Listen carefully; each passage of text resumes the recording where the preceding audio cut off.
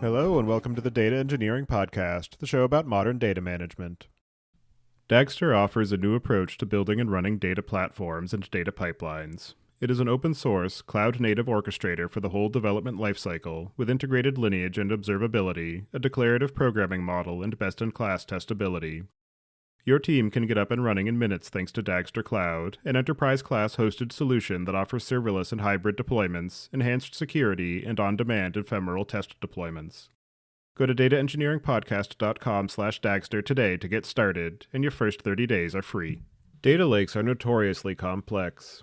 For data engineers who battle to build and scale high-quality data workflows on the data lake, Starburst powers petabyte-scale SQL analytics fast, at a fraction of the cost of traditional methods, so that you can meet all of your data needs, ranging from AI to data applications to complete analytics. Trusted by teams of all sizes, including Comcast and DoorDash, Starburst is a data lake analytics platform that delivers the adaptability and flexibility a lakehouse ecosystem promises.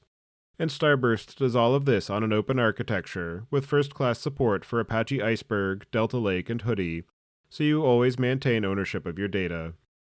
Want to see Starburst in action? Go to dataengineeringpodcast.com/starburst and get $500 in credits to try Starburst Galaxy today, the easiest and fastest way to get started using Trino. Your host is Tobias Macy, and today I'm interviewing Andrew Lee about his work on Shortwave, an AI-powered email client. So, Andrew, can you start by introducing yourself? Good morning, Tobias. Yeah, happy to be here. So the thing I think a lot of people know me for is I was one of the founders of Firebase before this, which is a developer products platform. But I've got a new thing. It's a few years old now, but a newish thing. It's called Shortwave, and we're building an AI email app. I'm one of the founders and the CEO here. And so, can you give a bit of an overview about what it is that you're building at Shortwave and some of the story behind it and the role that data plays in the product? Absolutely. So we are building right now the world's smartest email app, and we're trying to make the data in your email archive super valuable to you. But that's actually not how we started initially. So Shortwave started at the beginning of 2020, and the motivation behind it was really that I have a passion for email. I wanted to make it really great, and that came from a couple of things that happened in 2019. One of those being the democracy protests in Hong Kong. I don't know if you remember back then, but there were a bunch of protesters in Hong Kong, and people were using WeChat as a means to coordinate. And the Chinese government was actually using WeChat as a means of suppression and control of the folks there. And I looked at that and said, hey, that's a bad thing. But at least these people can use email, which is this open federated protocol. If they're unhappy with what's going on with WeChat, they can use this other protocol. And then Google killed off Google Inbox, if you remember that product, which at the time seemed like the next gen coolest new email thing. And I got to thinking, hey, if these centralized services really can't be trusted for some of the most sensitive communications, and the big companies that are supposed to be investing in email are not going to do it, maybe I should do something about that. So I basically pitched a bunch of my ex-Firebase friends and said, why don't we go start a thing? Maybe we can make email awesome again. And they said yes. And so we started doing Shortwave, and we kicked off the company in 2020. And a couple of years into that, after we built kind of the core, just the basics of email, you could receive emails and send emails, and your inbox worked, and you could do searches and things like that. We realized that, holy crap, we have this massive archive of everything you've ever sent or received, and not just your personal correspondence, but you've got the notifications from your bank with your balance, and you have everything that Asana's ever sent you with all your projects that you're working on and your to-dos. It's got your calendar invites, it's got all your newsletters, and this is an incredible treasure trove of data. And suddenly we have this thing called LLMs that can make this data actually useful for you, rather than it just sitting on a disk somewhere eating up storage. This is potentially very valuable. And so a couple of years ago, we pivoted hard and said, hey, we are going to try to make the primary focus of what we're doing at Shortwave to make that email archive super valuable for you using LLMs. In terms of the Shortwave product, you mentioned that you wanted to make email useful. There's all of this useful information that you can extract from it. But what is the core foundational problem that needs to be solved with email, despite the fact that everybody hates it and yet it has survived for decades? Really, I think there's two big problems that are worth talking about. The first actually has nothing to do with AI, and it's simply the legacy of this thing has been around forever. It hasn't changed a ton, but the world has changed around it. And as an example, Gmail is 20 years old as of I think Monday, last Monday, and it was invented in a time when we didn't really have smartphones. And we didn't have nearly the internet bandwidth that we have today. And people didn't have, cameras with them everywhere. And people hadn't gotten used to messaging apps. And it is like this very kind of outdated way of communicating. And it's still the most modern thing out there, right? A lot of people are still on other, like even more archaic solutions. And so dealing with all of that legacy and trying to bring people forward and give them an experience that really feels much more modern, that works well in mobile, that's real time, that works really well with media. I think that's one of the big challenges. So a lot of stuff we're doing in Shortwave is just how do we make it feel much more like a modern chat application? How do we make it collaborative? How do we help it work better with media? Things like that. The other problem is overwhelm. People get a ton of emails. They send a ton of emails. They are inundated with spam. They're inundated with automated emails. So a lot of people, like I mentioned, they feed in, the stuff from their Asana and from their bank, and they all kind of marketing stuff. And so they need to deal with this incredible volume of email. And we're really trying to tackle both problems. We're trying to tackle on the UX side, how do we make it just a really great experience for end users?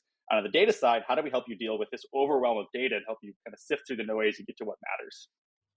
Another product that has come out recently that is trying to revive email is Hey from the folks at 37 Signals. I'm wondering what your sense is of the way that you're thinking of this problem and how to approach it versus the way that they envision email and how it's supposed to be.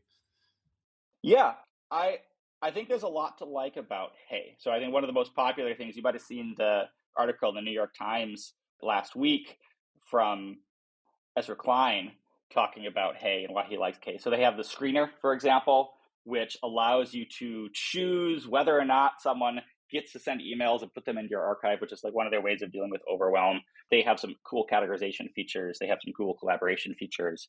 So I love what they're doing, and I like to have other people collaborating in the space. Really, the biggest difference I think that matters to most people is Hey is a standalone, like independent email service. So if you have a Gmail account or your company uses Gmail, you can't just use Hey. You have to change your DNS settings over and point everything over at Hey to make it work. So I think for most of our customers, that's the most relevant difference. Is it's just not an option for them. I think besides that, from a product perspective, I think we're trying to build something that's really much more focused on a power user. So Hey, I think is designed for more like SMBs where you have a moderate volume of email. It's important for your business, but it's not maybe something where you're getting like hundreds of emails in it every day and you're like running like a much larger thing. We are much more focused on founders, CEOs, execs, product managers of big companies, things like that. So we see our number one competitor as Superhuman, which is kind of a more of a power user product. And now, in terms of email as a source of information and data, what are some of the unique challenges that it poses as compared to some of the other types of data sources that organizations are already dealing with? I think the volume is really the biggest issue. So, and I'll give you some examples here. But we embed all your email when it comes in. We take it and we have an open source embedding model, and we throw it in the vector database, and we use that to power a bunch of stuff.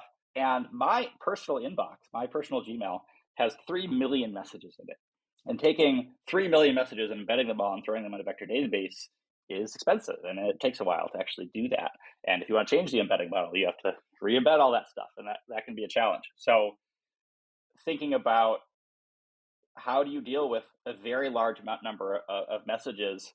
How do you find the needle in the haystack that you want to find, especially when you have messages of many different types, of many different levels of importance? So like the vast majority of that email is actually marketing content of some kind of promotions or whatnot that I just archived and didn't look at. In fact, I was looking at the stats the other day. Only about 2.5% to 3% of all the emails that are received through our service ever get opened. So the vast majority of the email you get is actually junk. So I really think, the big data management challenge is the tremendous volume, the diversity in importance of that stuff and helping you, finding ways to help users sift through all that and find the stuff that matters.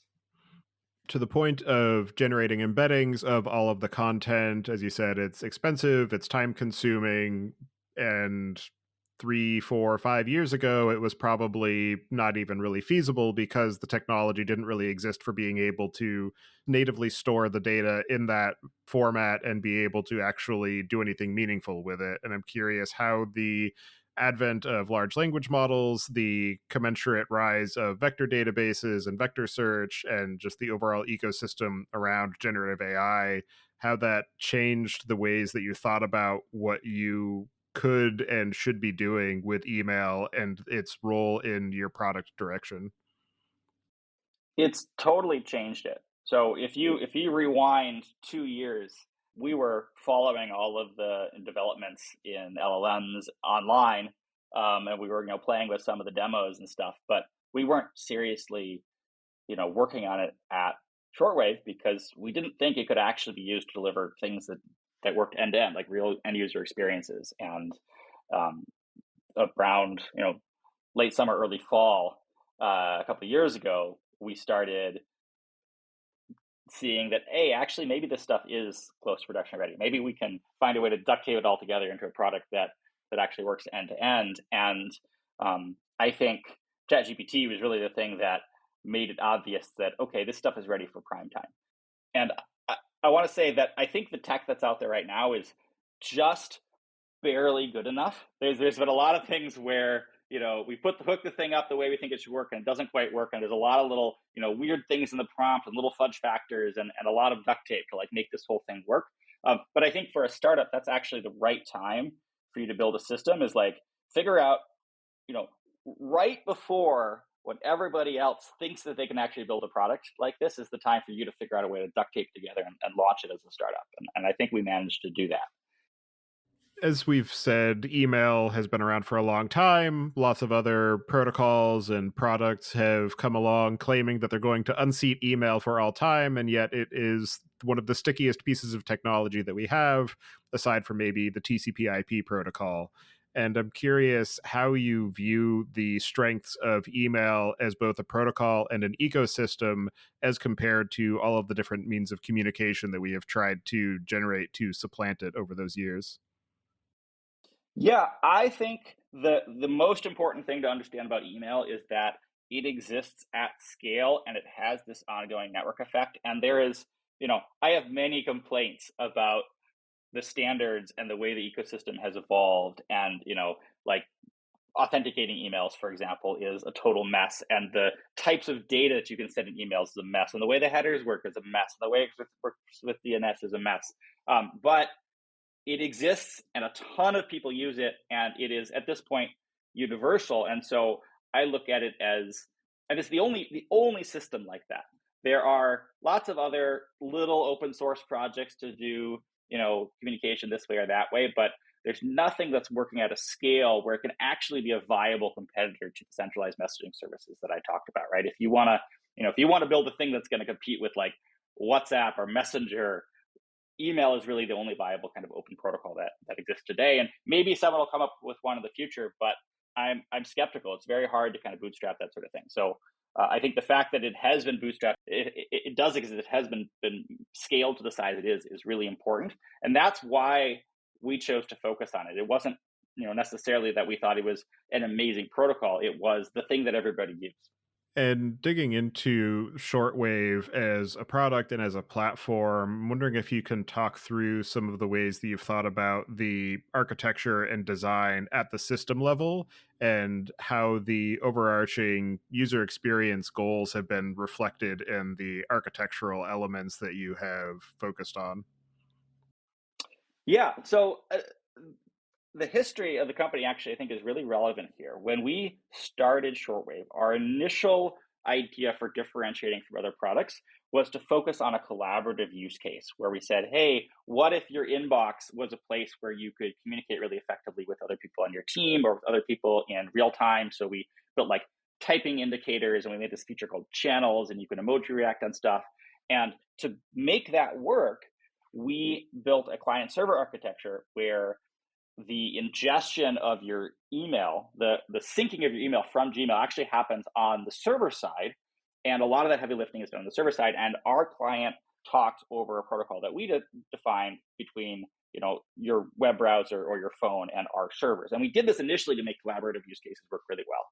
And it turns out that architecture is also great for doing AI things because, well, what do you need if you want to build a bunch of cool AI features? Well, you need a bunch of GPUs that are right next to your data, and you need maybe like a big vector database that's right next to your data.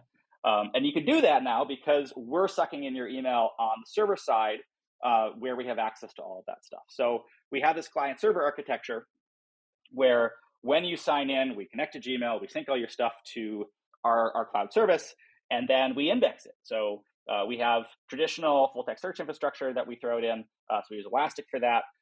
We use Postgres, so we put a whole bunch of stuff in Postgres, and then we use Pinecone, an open source embedding model, and we embed all of that, and we throw that in a vector database, and we have those three sources of truth available for all the features that we want to make work down the line.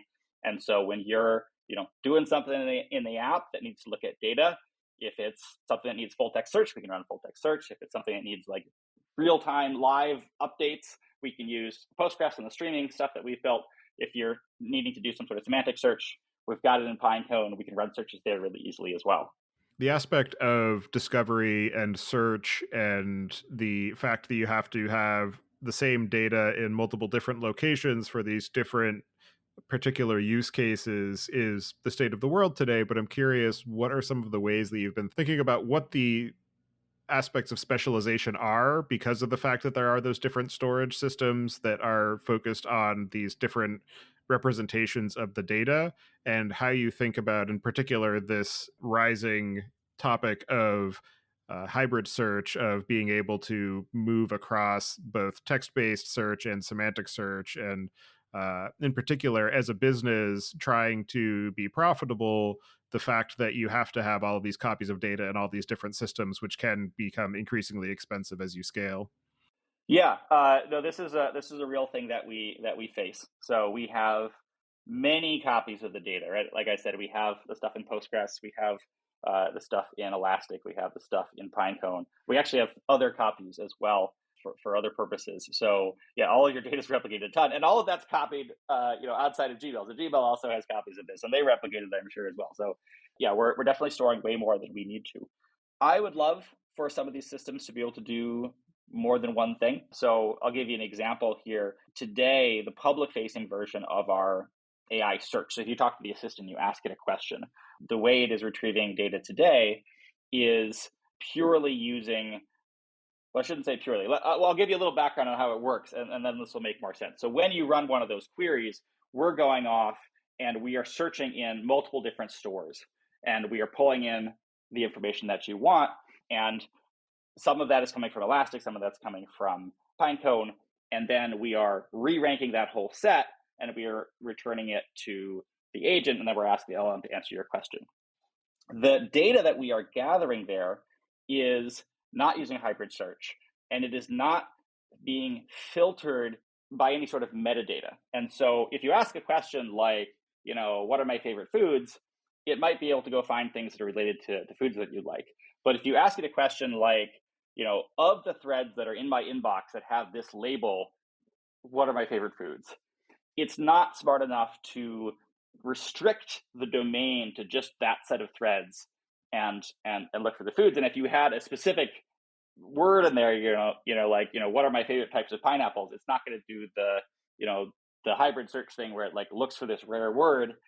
So we have a new version coming out soon that does do this, where it, at the time that you ask your question, it figures out what are the metadata restrictions that the user has asked for. They've said, okay, I just want you to look in my inbox, and I just want you to look for things that have a certain label, and then inside that, I want to do a semantic search. And we're also connecting up hybrid search. So if you mentioned pineapples, maybe we'll also look for that, that's some sparse vector, and we'll consider that as well.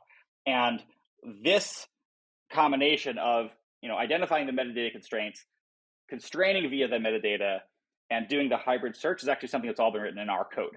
And we are, our code is using Pinecone and it's using Elastic behind the scenes, but there's a ton of stuff that we've done. And it leads to performance issues, and it leads to some extent correctness issues. There, basically, we, for the metadata filtering, for example, we will go and pull a whole bunch of results, and then we will post filter that. And if you happen to have a thing where there's a lot of semantic results and only a very few of those match the metadata constraints, like you might not be able to load very many very quickly that actually match your constraints. And so if we could have a native version that allowed us to say, in Pinecone, for example, hey, here are the metadata constraints that I want. And, I want you to do a hybrid search on, this semantic component and have it do that in a sort of native, super efficient way. That would be awesome. But we haven't seen anyone with a solution we thought would work there yet, but definitely looking around for that. Another piece of the stack that quickly becomes expensive is the AI model itself and having to execute it across all these GPUs. I'm wondering how you think about the optimization of balancing user experience with your cost of executing the AI to say, for this class of problem, we don't need to bring the AI into it at all. We can just rely on good old fashioned software engineering. This is the point where we actually have to use the AI to turn the query into an embedding so that we can put it into the appropriate data space to be able to actually execute against these vector searches, and just some of the ways you think about the balance of, we want to use AI because it's powerful, but we don't want to use AI because it's expensive.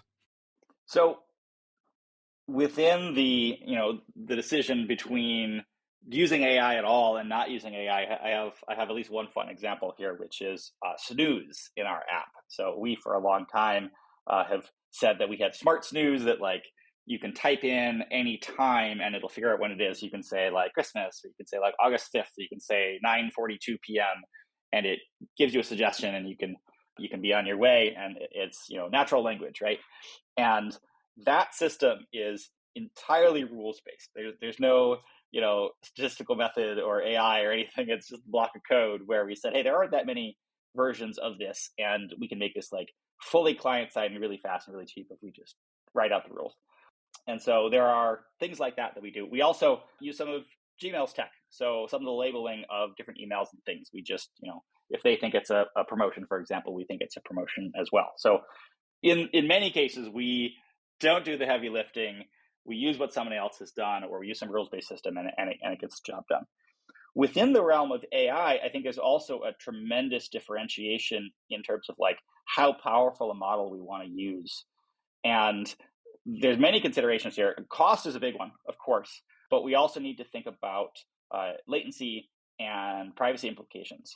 And I'll give you some examples here as well. So the AI assistant that we have, so when you open up Shortwave, on the side, there's a chat that you can talk to, and you can discuss your email with the bot.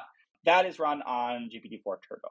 And the reason is it is, or at least it was at the time, maybe Cloud 3 is better, but it was at the time the best, smartest language model out there. And we thought in that case, smart was more important than speed or cost, and we wanted to have the very best. So that one is running GPT-4 Turbo for all of the output.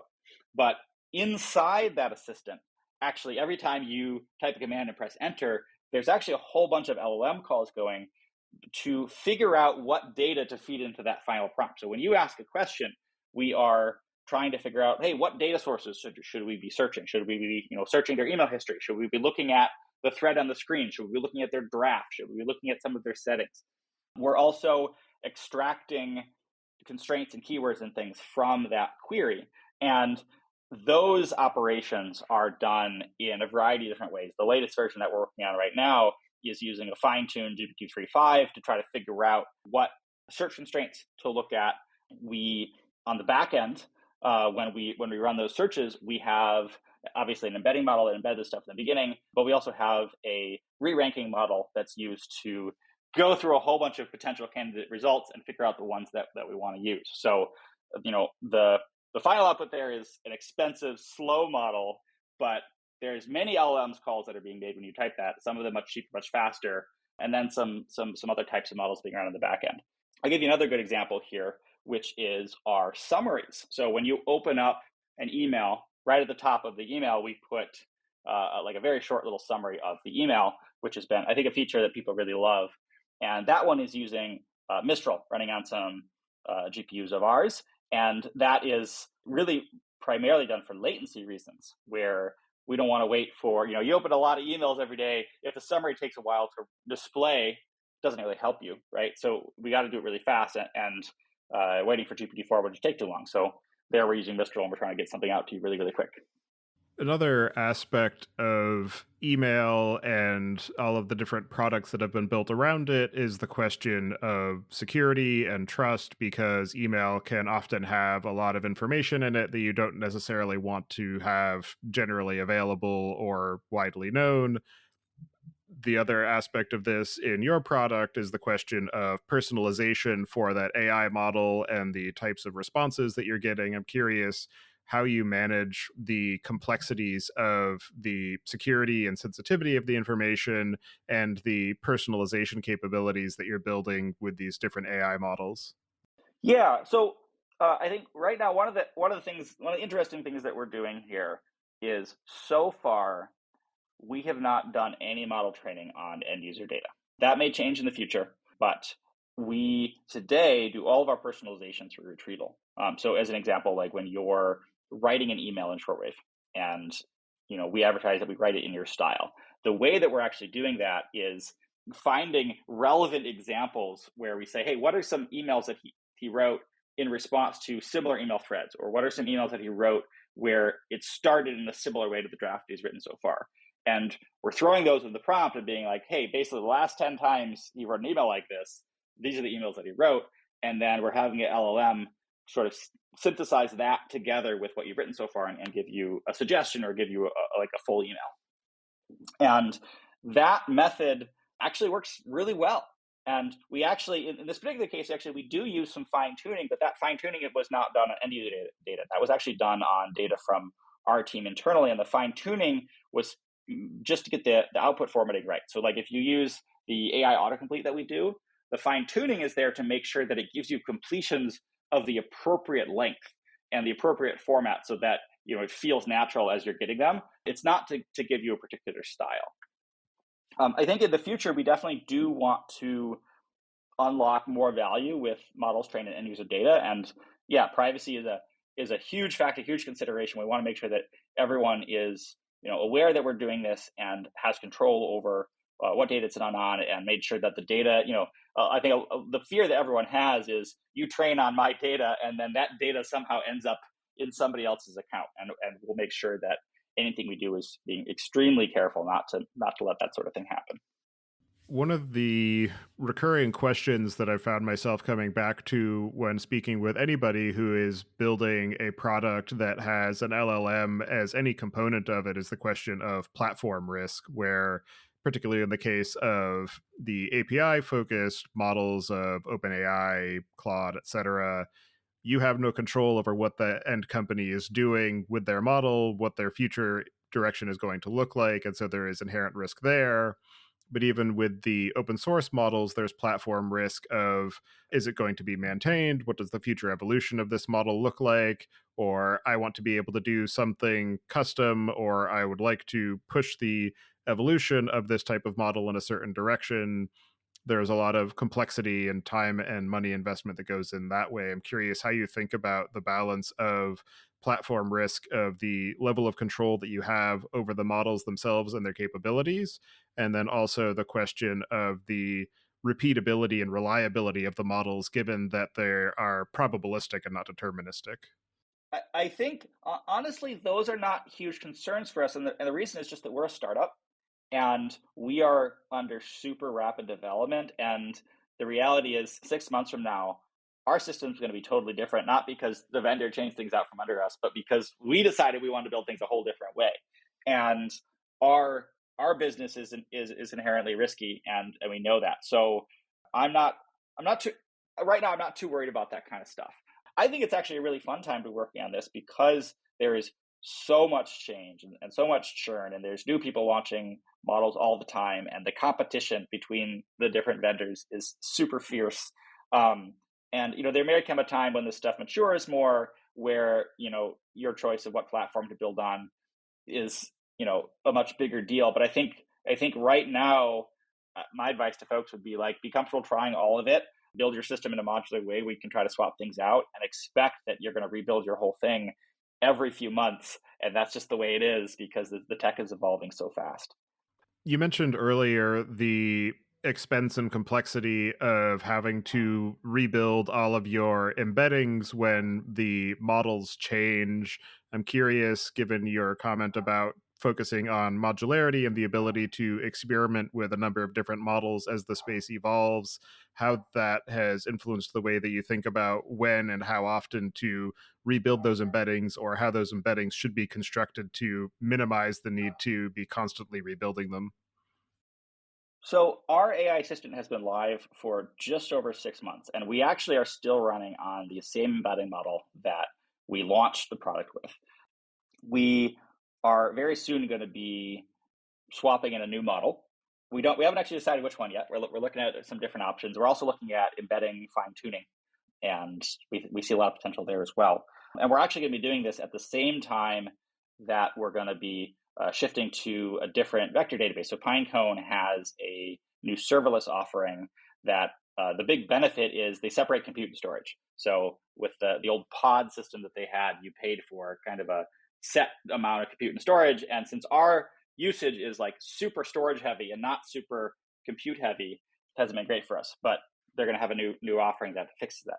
Anyways, we're going to be switching to the serverless offering at the same time that we are re-embedding all of these emails with a new model. And we're hoping to kill a few birds with one stone. So I think the answer to your question is it just makes it more work, and it makes us try to be more careful about doing this. And rather than us trying a new model every week, we're going to try a new model every 6 months and be a bit more thoughtful in our testing before we do this. I think the other thing that we've done here is we are currently restricting what we embed pretty aggressively at the pricing level. So we don't, for example, embed anything for our free users. The embedding is a paid feature. We have a whole bunch of free users, and they get some basic AI features, but the cost of the embedding and the storage and the search and stuff, we don't want to handle for them right now. We also limit for the paid users. We limit the time for the embedding. So our business plan only goes back 5 years versus some people obviously have much older Gmail accounts. So I think as we get more confidence in the embedding models that we've chosen, and we're going to be doing fewer of these migrations, we'll be willing to extend the histories and provide the embeddings for more people because we won't be so worried about the migration cost down the road. The other data challenge in email is synchronization. You mentioned that you store a copy of all of the emails in your own servers for purposes of data locality, being able to do all of this processing more rapidly. But then the users also want to have the emails that they write and send reflected back into their Gmail accounts. I'm curious, what are some of the complexities and sharp edges that you've run up against with managing that data synchronization, particularly given that you're constrained to things like the IMAP protocol? Yeah, that's a great question.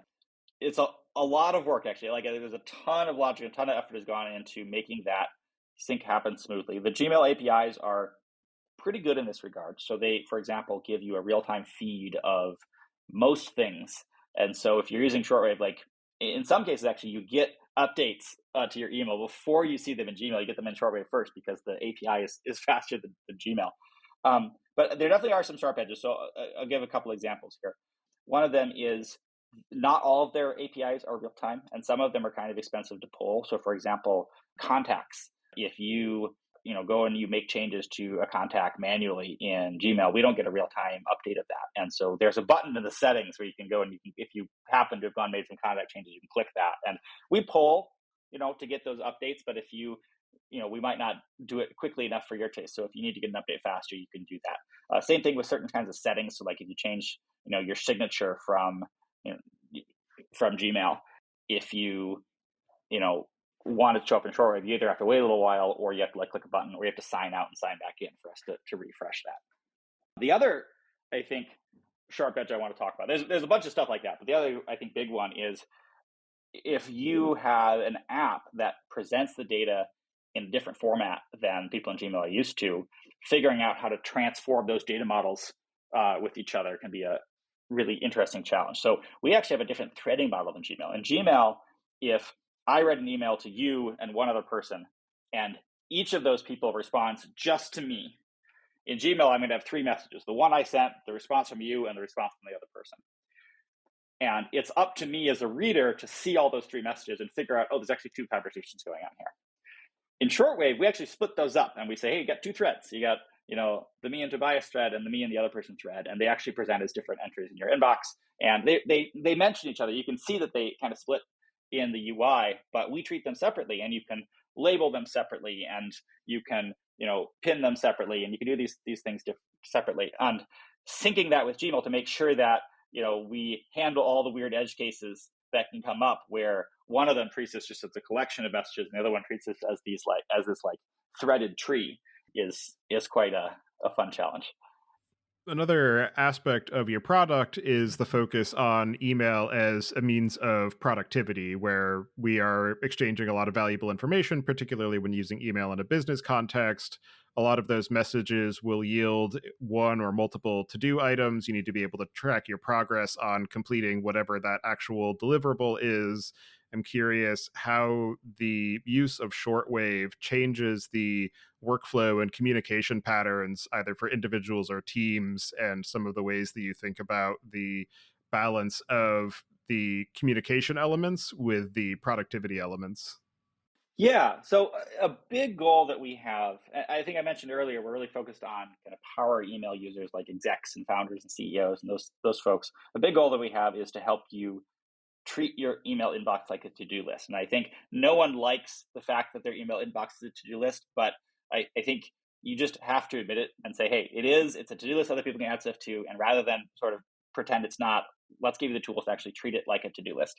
And as some examples in Shortwave, the things you can do, you can take threads and you can pin them to the top of your inbox. You can drag reorder them. You can stack them up and give them names. And very soon we're going to have an expansion of this feature set where you can actually take those and you can put these on a separate page, and you can group them into sections and give them notes and things like that. So this is a pretty core part of our product. And I'd say it is not so much changing behavior as it is helping people who are already doing this do it in a more native way in their product. So I think when you go talk to users, you find that a good chunk of users don't want to use these features and they don't want to do things this way. And my answer to them is mostly, well, maybe we're not the right product for you, right? And usually the reason for that is they just don't have the volume of email where they really need a system where they can, if they can more or less just handle things in the order that they come in, they probably don't have enough volume of email to really need something like Shortwave. But for the other folks who you go and talk to them and they say, oh yeah, I get a ton of email and I've got this whole system in Asana, or I have a ton of paper notes on my desk and I track them that way. Or, I have a thing in Apple Notes that I use to track all this stuff. Like these people, they have a system for doing this. And we're trying to give them a way to do it natively in the client. So rather than, for example, what I used to do is I used to literally create a task in my to-do list that was respond to this email. And then I would link to the email and then I'd archive it. So that way I could get to inbox 0. So I knew that I was on top of everything, but I could still have my to-do list over here. And we're just trying to automate that. We're trying to make that really simple and say, hey, if what you want to do is group related emails together, give them a name that extracts the action item that needs to be taken, prioritize things, treat things that you have triaged separately from things that are new to your inbox, we're going to have those tools right there for you. I have a good example of that being a podcast host. I have a lot of inbound messages of, oh, hey, I really want to be on your show, or you should have this person on your show, or I just want to send you a message about my appreciation for the podcast. And so all of those different things require different workflows, or somebody emails with a question about sponsorship. And so I have had to develop a set of different labels where I'll drag and drop the email into the label to say, okay, I can't respond to this right now because it requires too much thought and consideration, but I need to follow up on it and I don't want it to just get completely buried. So for a situation like that, how would you go about using Shortwave to simplify and streamline that type of workflow for the case of a podcast guest of, hey, I want to be on your show. So I say, okay, I need to evaluate this suggestion of yes or no, it fits the show. Then I need to respond and say, okay, either I have some questions about it or let's go to scheduling. Now it's scheduled. Now I need to write questions. So that's another to do. And it's all the way until the show gets to published. And then I need to follow up to say, hey, the show is published. Why don't you go ahead and share it? Yeah, that is exactly the kind of workflow that we're trying to help here. And I think the fundamental problem that we're trying to avoid is if you just let all of that stuff pile up in your inbox, you start to miss new things, right? You start to have 100 to-dos, and then new stuff comes in, and you don't notice them, you don't get through them because there's just so much junk in here that you haven't read anyways. And then maybe something really important comes up, right? And you miss it. And that's what we're trying to avoid. And so what we want to do is say, hey, it's much easier for you to decide what the next step is for an email than for you to actually handle the email. So we want to make you, as soon as you see that email, figure out what the next step is, put it in the right place, and then don't worry about it. So a podcast guest would be a great example, right? So, you get, let's say you get, every day you get 10 people recommending podcast guests. You could take all those, you could put them in a single to-do called consider for podcast guest. Yeah. And you put all those there and you set it on the side. And as new ones come in, you keep putting them onto the pile of consider as a podcast guest. And if you have podcasts that are already scheduled, maybe you have, a particular person you're talking to, you could have a pile just for the conversations relating to that recording. You could have the notes that you're exchanging and the scheduling threads and things. It could all be in a single stack. And so your inbox in Shortwave would look like, several groupings of different types of work with like clearly identified action items in each one of those, and otherwise an empty inbox. And as new stuff comes in, you can decide, hey, do I care about this at all? If not, boom, it's gone. If it's something related to an existing project, you put it on the existing project. If it's a new project, you can create a new project. And as you have been building this system, riding the wave of large language models and all of the turbulence that brings along, what are some of the most interesting or innovative or unexpected ways that you've seen Shortwave applied? Lots of fun examples. I'd say outside of the AI world, I think it's people just going crazy on grouping and organizing to-dos. Like I've seen screens where people have, dozens of different projects. So for example, like consultants very often would have like many different people they're working with, and they might have a stack for everyone that they're working with. But in the realm of AI, I think it's even more interesting. So people doing childcare stuff, right? So like, one of the big applications has been parents dealing with their schools, where the school will send them like a ton of information about all the events going on, and they'll be like, hey, what are all the key dates in here that I actually have to show up for? And rather than reading every email that comes in, they're just extracting information, making sure they know the action items. People have been writing blog posts based on email history. This is actually something that I've done, where the first drafts of some of the stuff on the Shortwave blog was written by, me saying, search my email for relevant emails about this product launch, and, look up customer feedback and like assemble a blog post outline for this. Scheduling. So we today support the creation of calendar events. The reason we support the creation of calendar events is so many people were trying this before. And funnily enough, the AI would hallucinate that it could actually do this. So people would be like, hey, schedule a calendar event for me. And the AI would say, yes, sir, here it is. And we didn't actually have that feature. But a bunch of people complained that like, hey, it said to schedule a calendar invite, but it's not in my calendar. And we said, oh, we don't do that, but we could. And so we started adding that in there as well. So yeah, just a few examples, but a lot of our product roadmap is informed by seeing people do interesting stuff in the AI assistant, complain that it doesn't work the way they expect, and us saying, oh, okay, maybe we can make this work. And in your work of building the product, investigating the capabilities and features both in the email space and in the AI space, what are some of the most interesting or unexpected or challenging lessons that you've learned in the process? I think as a founder, the toughest lesson for me has been how little transferability there is of some of the core founding skills that I thought I had. So, when we were at Google with Firebase, we've been doing this for several years, and we really knew the developer market really well. And toward the end, basically everything we launched went well. People liked it. It grew. We got a lot of users on it. And I thought I had learned kind of the process by which you do this product development, and I had a good intuition for like how to figure out what users wanted, and I thought that would transfer well to Shortwave. And the reality is, I had learned how developers think and how developers want products to work. I had not necessarily learned how the typical email user works or thinks. And it turns out the typical email user is not a developer. In fact, developers tend to not be very heavy email users. And so, it's been a very humbling experience trying to build this new product in a domain where the quality of our APIs is irrelevant, the quality of our documentation is not particularly important, and what really matters is getting the workflows right for very specific UX interactions and performance of the UI and design polish and things like that weren't necessarily my forte. So yeah, definitely a lot of hard lessons about what it means to build kind of a more prosumer UX heavy product versus a developer product, and what it means to build a product for a very non-technical, in most cases, audience. And for people who are curious about what you're building, what are the cases where shortwave is the wrong choice? I think anyone who doesn't have a lot of email volume, or who isn't using it for a business use case. So if you're someone who generally Gmail is working reasonably well for you, who you don't need a system to manage the to-dos in your inbox, where you're not sending a lot of emails in a given day, you probably don't need it. It's probably not worth learning. It's probably not worth paying for. So yeah, like kind of low volume users, or like personal users who don't have a lot of challenges or are happy with Gmail, like I wouldn't recommend it.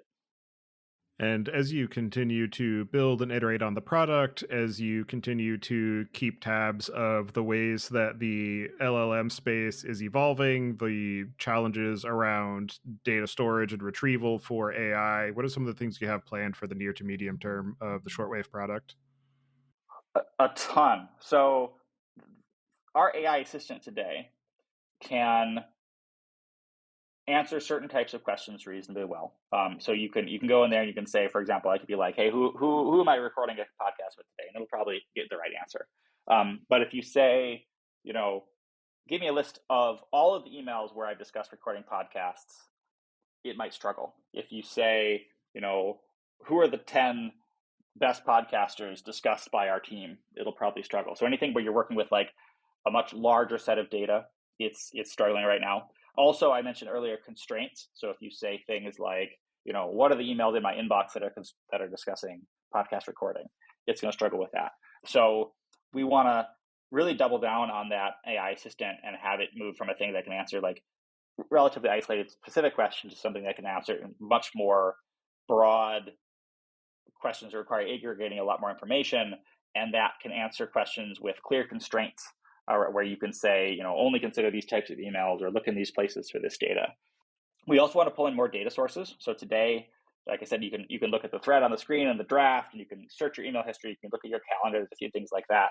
But you can't, for example, like check out your Asana or look in your Notion docs or read stuff in Google Drive. And we would love to do that sort of thing, to have integrations where when you're asking a question that might benefit from additional data, we can authenticate you to that app and we can go look at that data for you.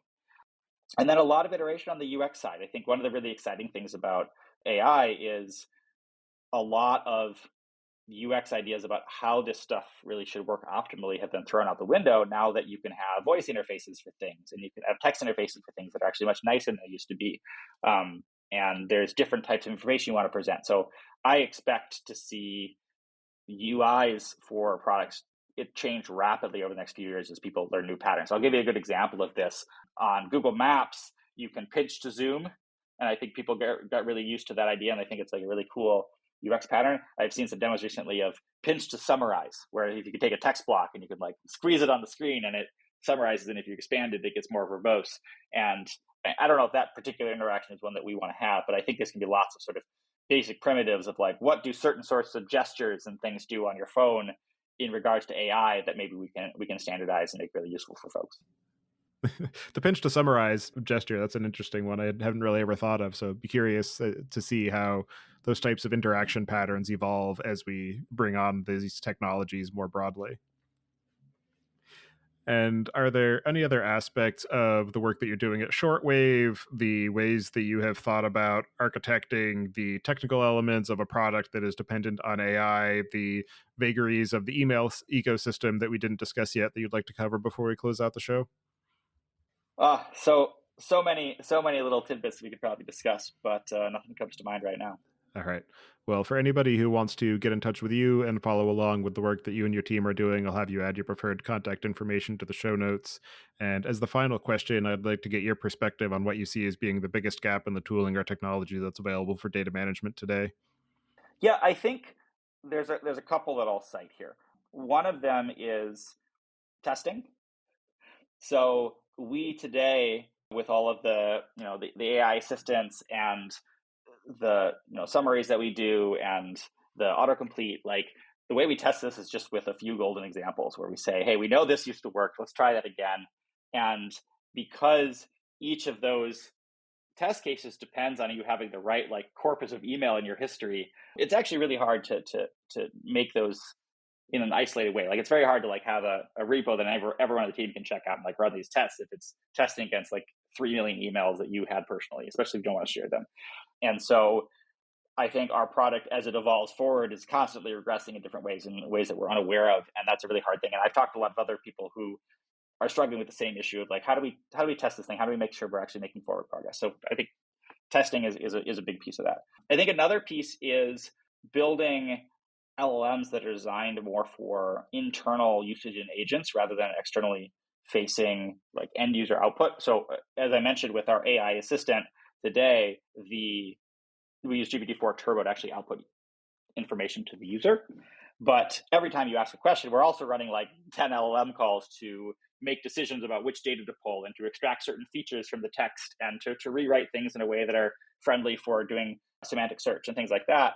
And those calls never present something to the end user. And it's very important that those calls produce output of a certain format.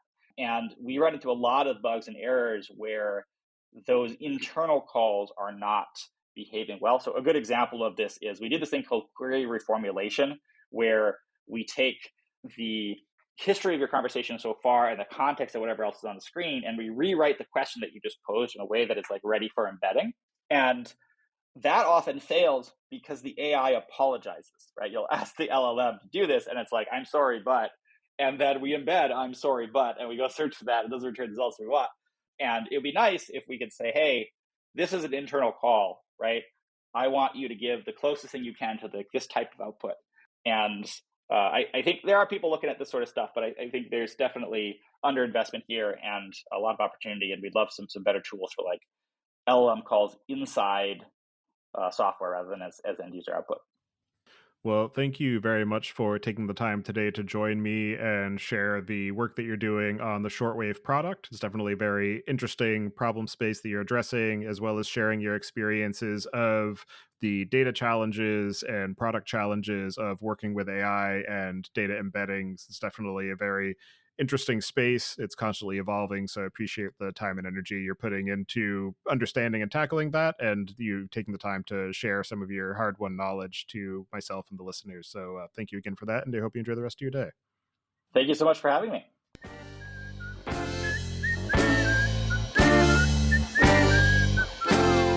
Thank you for listening. Don't forget to check out our other shows, Podcast.init, which covers the Python language, its community, and the innovative ways it is being used, and the Machine Learning Podcast, which helps you go from idea to production with machine learning. Visit the site at dataengineeringpodcast.com to subscribe to the show, sign up for the mailing list, and read the show notes. And if you've learned something or tried out a project from the show, then tell us about it. Email hosts at dataengineeringpodcast.com with your story. And to help other people find the show, please leave a review on Apple Podcasts and tell your friends and coworkers.